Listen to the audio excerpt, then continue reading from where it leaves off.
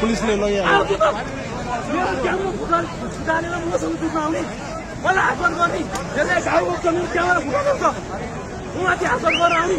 मलाई किन भन्यो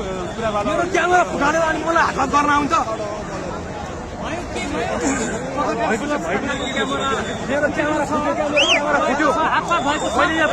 प्रेसको साथीहरूसँग कुरा गर्दै गर्दा म माथि हात गर्न आएको यहाँ रिपोर्टिङको क्रममा यहाँ हेर्नुहोस्